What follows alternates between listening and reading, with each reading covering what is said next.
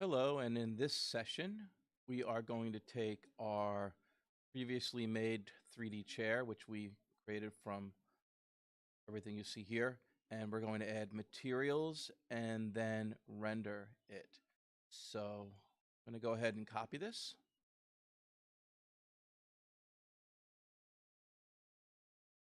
Just in case we mess up, and put it way over here. So the first thing I'm going to do is assign materials. So let's go from conceptual to realistic. And then we are going, by the way, we are on the Visualize tab.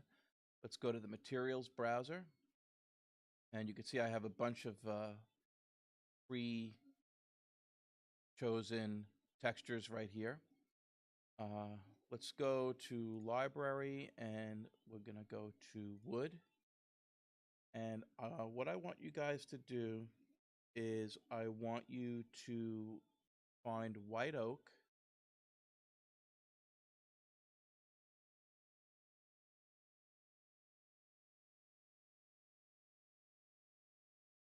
There it is. And we want to do solid, natural, medium gloss. You're going to get your best results out of that. So what I normally would do is I would go ahead and click and drag it over. And then when I did that, it would assign the material. Up in the top here, it would become part of your own personal list. Now you could see that I've already done that. So I can take it from the top here and go ahead and drag it right there. Now, if I zoom in, you'll see that the grain is going in the proper direction. I have number 1 and a number 2 of these because I changed one of them so that the grain would go in a different direction. If I pull 2 over here, you'll see the grain then goes in the proper direction for this one. So let me show you how I changed that and how I made them both exist. So I pulled both of them up from the bottom menu here. Then what I did is if you go ahead and you click on it like this, your menu comes up and it gives you the properties of that texture. Now where the image is, if you double click and then you go to rotation, you'll see that this one is at 90 degrees. So I changed it from 0 to 90 degrees. Once I did that, back out of this, it came up as number 2. And it's just easier to have a 1 and a 2. Now you could change the name of it yourself if this is confusing, but that's pretty much how you do it. So make sure you pay attention to the way the grain goes, and go ahead and assign the correct textures. Whoops, that doesn't go there.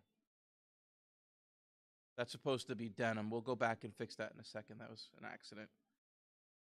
There we go. All right, so let's go ahead and we're going 2 because this one needs to go horizontal. This one goes up and down, vertical, so that's going to be 1. The horizontal, number 2, horizontal. And then one more, number 2 here for a horizontal. And then let's switch here. That goes vertical. Oh, missed one. Number 2, horizontal down there. All right, so all the wood's in place. Now, I noticed I have this white outline, and that is because when I first started drawing this, I started with the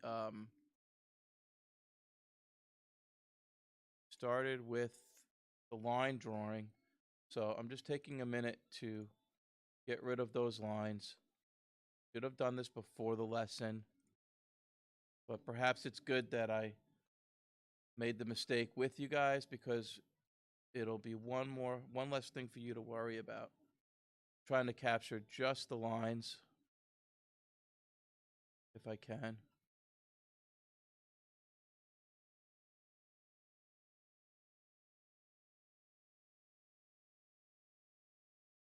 Remember, when you click left to right, it only captures what's in the blue. And that's how I'm able to grab this. There it is.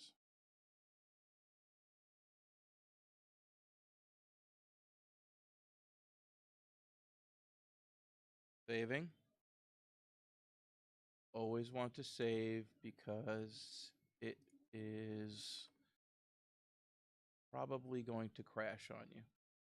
All right, so now these two spots here are going to be denim. So I went here, I went to fabric, and then blue denim right there. So I would click and drag that over, and then it would appear up here. And you can see in my practice, I already did that. So I can drag the denim just like that. So now we have all of our materials. Save. I'm going to go ahead and close the materials browser. And then going back to home and box, I'm going to put a large floor down.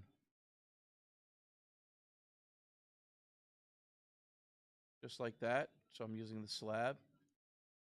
And now if you want to see how the chair is sunken into the surface, I'm going to go ahead and lower that.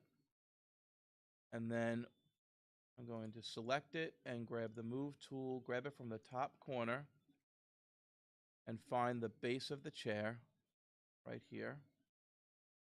And as I'm zooming with my mouse, things are looking a little weird. So I'm going to right click and make sure I'm on parallel, not perspective, which I am. Good. Right, now I can go ahead and I can move what is currently a slab, but is eventually going to be a nice high gloss floor.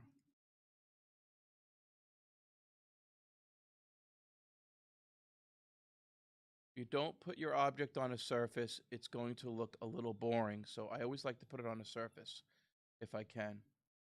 All right, let's go back to Visualize and the Materials browser. And we are going to use Beechwood gun stock.